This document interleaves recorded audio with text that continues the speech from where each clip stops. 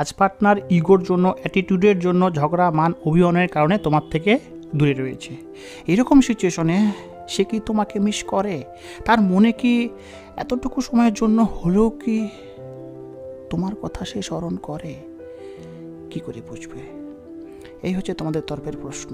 তো কথা হচ্ছে, বর্তমান তোমাদের সম্পর্কটার মাঝে প্রচণ্ড ইগো, মান অভিমান, মিসআন্ডারস্ট্যান্ডিং এবং তোমার পার্টনারের অ্যাটিটিউড, এসবের কারণে কিন্তু তোমার পার্টনার তোমার থেকে দূরত্ব মেনটেন করে চলছে। সে মানুষটা কিন্তু তোমার সঙ্গে কথা বলার কোনোই ইন্টারেস্ট শো করাচ্ছে না, খুবই ইগো দেখাচ্ছে তোমাকে। আর তুমি কিন্তু সে মানুষটিকে প্রচণ্ড মিস করছো, কেননা তুমি জানো যে একটা সম্পর্কের মাঝে এরকম সিচুয়েশন হতেই পারে। বাট এই সিচুয়েশন হওয়া মানেই যে সে মানুষগুলোকে আমরা ভুলে যাই, সে মানুষগুলোকে যে আমরা মনেই করি না, তা কিন্তু না। তোমাদের সম্পর্কটাও অনেক পুরনো, অনেক স্মৃতি সে মানুষটার সঙ্গে জড়িয়ে রয়েছে। তাই তুমি কিন্তু সে মানুষটার ওপর রাগ করে থাকলেও কিন্তু তাকে প্রচণ্ডই মিস করছো। তাই তোমার মনে এই প্রশ্নটা এসেই যায় যে ও মানুষটা যতই আমার ওপর ইগো দেখাক, যতই সে মানুষটা আমার সঙ্গে ঝগড়া, মান অভিমান করে দূরত্ব মেনটেন করে চলুক, তারপরেও কি সে মানুষটার মনে আমি কি নেই? সে মানুষটা নিজের দুর্বলতাকে আমার সামনে শো করাচ্ছে না, কিন্তু মনে মনে কি আমাকে মিস করে না?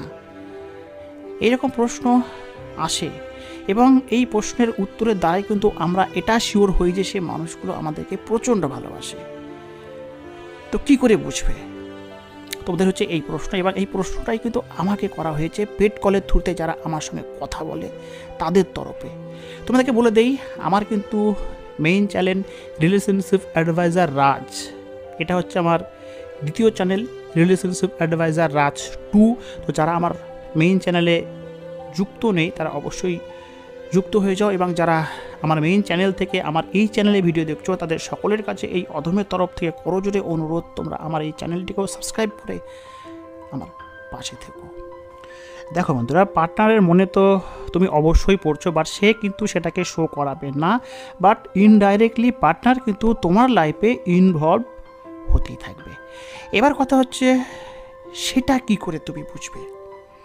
ধরে নিলাম তোমাদের সম্পর্কের মাঝে তোমার পার্টনার ইগো, অ্যাটিটিউড বা ঝগড়া, মান অভিমান, ভুল বোঝাবুঝির কারণে তোমার সঙ্গে কথা বলছে না, কথা বলার ইচ্ছাও প্রকাশ করছে না, কিন্তু সে মানুষটা তোমার লাইফে কি চলছে সেই বিষয়ে কিন্তু তার ফোকাস তোমার ওপর সর্বদাই আছে।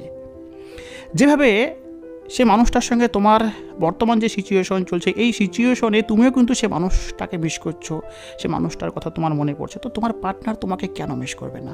সে কি তোমাকে ভালোবাসে না? আর যদি সে তোমাকে ভালোই না বাসবে, তবে তার মিস করা না করাকে নিয়ে তো তোমার মনে কোনো প্রশ্নই আসতো না। কেননা যে মানুষটার সঙ্গে আমরা থাকি, সে মানুষটা কেমন প্রকৃতির, তার মন মানসিকতা কেমন, সে বিষয়ে কিন্তু আমরা অল্প হলেও জেনে যাই। অনেকটা সময় একটা মানুষের সঙ্গে থাকার ফলে কিন্তু সে মানুষগুলোর ভেতরের অবস্থা, তাদের মন মানসিকতা কেমন আমরা কিন্তু বুঝে ফেলি, সে মানুষটাও কিন্তু আমাদেরকে বুঝে ফেলে।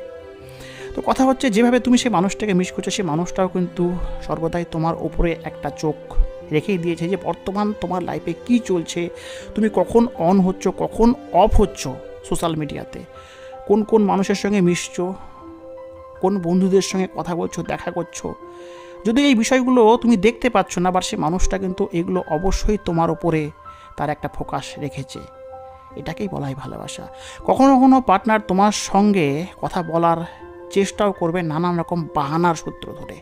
সেটা কেমন করে? সেটা হচ্ছে, তোমার পার্টনার তোমার সঙ্গে এমনভাবে একটা বাহানা ধরে তোমাকে এসএমএস করবে যে সে তোমার সঙ্গে সম্পর্ক রাখতে চায় না, তার জন্য তোমার কাছে তার কোনো পুরনো জিনিস রয়ে গেছে, সে জিনিসটা সে তোমার কাছ থেকে নিতে চাইছে। ধরে নিলাম একটা বই তোমাকে সে দিয়েছিল, সম্পর্কটা যখন ভালো ছিল, সে হঠাৎই তোমাকে বলবে এটা রাগের মতো করে ইমেজও দিয়ে বা এসএমএস করে যে হ্যাঁ তোমার কাছে যে বইটা রয়েছে সেই বইটা আমি নিতে চাই, বইটা আমাকে দাও। উদ্দেশ্য ওই বইটা নেওয়া না, উদ্দেশ্য হচ্ছে সে এই বই নেওয়ার সূত্র ধরে তোমার সঙ্গে কথা বলতে চাইছে। তার কথায় তার কারণই হচ্ছে যে বইটা তোমার কাছে রয়েছে সেই বইটা কিন্তু তার না হলেও চলবে। সে বইটা যদি তার এতটা ইম্পর্টেন্ট হতো, তবে তো যেদিন সে তোমাকে বইটা দিয়েছিল, তারপর যখন সেই বইটা তোমার পড়া হয়ে গেছিলো বা তোমার প্রয়োজন মিটে গেছিলো, তখন কিন্তু সেই বইটা তোমার কাছ থেকে নিয়ে নিতেই পারতো। নেয়নি কেন? তার কারণই হচ্ছে এখন ওই বইটাকে নেওয়ার সূত্র ধরে সে তোমার সঙ্গে কথা বলার চেষ্টা করছে, এবং তুমি তোমার তরফ থেকে হয়তো তাকে সরি বলবে যে দেখো আমি ভুল করে ফেলেছি, আমাকে মাফ করে দাও, কেন তুমি রেগে আছো, এই জাতীয় কথাগুলো বলবে, যার ফলে তোমাদের সম্পর্কটা কিন্তু ঠিক হয়ে যাবে। এই ভাবনা নিয়েই কিন্তু সে তোমার সঙ্গে অজুহাতে কথা বলার চেষ্টা করছে। এখানে বই দিয়ে আমি তোমাদেরকে উদাহরণ দিলাম, বইয়ের বদলে কিন্তু যে কোনো জিনিসই হতে পারে। এবার একটু আগে যেটা বললাম যে তুমি কতক্ষণ অনলাইনে থাকছো, কখন অন হচ্ছ, কখন অফ হচ্ছ, সেই বিষয়গুলো তো সে যতটা সম্ভব অনলাইন থেকে বোঝার চেষ্টা করবে। তারপরেও কিন্তু সে তার বন্ধু মহলের দ্বারা এটা জানার চেষ্টা করবে যে তুমি কতক্ষণ অনলাইনে থাকো, কেননা সে তো তোমাকে ব্লক করে দিয়েছে। অনেক ক্ষেত্রেই কিন্তু এরকম সিচুয়েশনে সামনেকার মানুষটা আমাদেরকে ব্লক করে দেয়।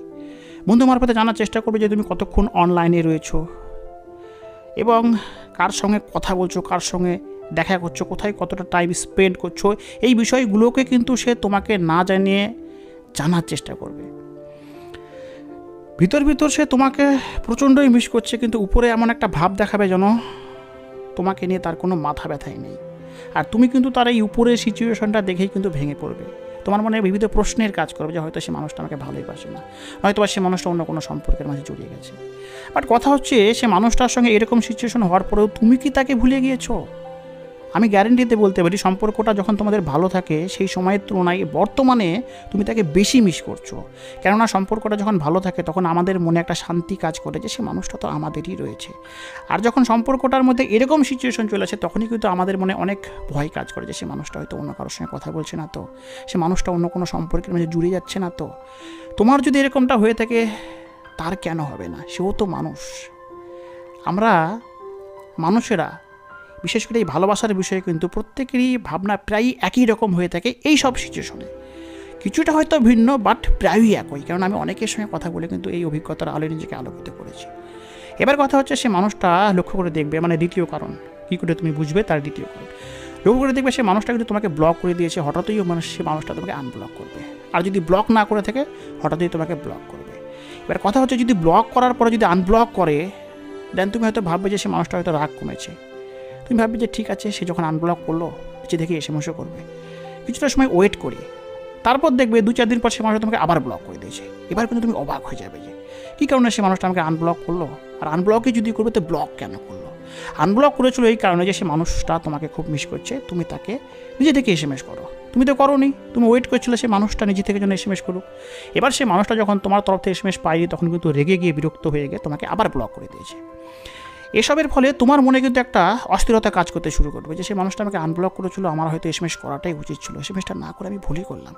আদতে সে মানুষটা কিন্তু ইচ্ছাকৃতই তোমাকে আনব্লক করে তোমার মনের মাঝে এই সমস্ত ভাবনাগুলো আনানোর চেষ্টা করছে। সে তোমাকে মানসিক অস্থিরতাতে ভোগাবে, যার ফলে তুমি একটা সময় পর সহ্য করতে না পেরে তোমার ধৈর্য হারিয়ে তুমি নিজে থেকে সে মানুষটাকে এসএমএস করতে বাধ্য হবে। সে মানুষটা ডিরেক্টলি তোমার সঙ্গে কথা বলছে না, কিন্তু এই যে আনব্লকের থ্রুতে সে একটা বড় প্রমাণ তোমাকে দিয়ে দিচ্ছে যে সে মানুষটা তোমাকে মিস করছে, শুধু তোমাকে বুঝে নিতে হবে। 3 নম্বর, সে তোমার বন্ধু বান্ধব, মিউচুয়াল ফ্রেন্ড বা আত্মীয় স্বজন যার সঙ্গে দেখা হবে না কেন তার সঙ্গে তোমার বিষয়ে কথা বলবে। আর কথা হলেই কিন্তু সে মানুষটা তোমার সম্পর্কে নেগেটিভ কথা বলবে।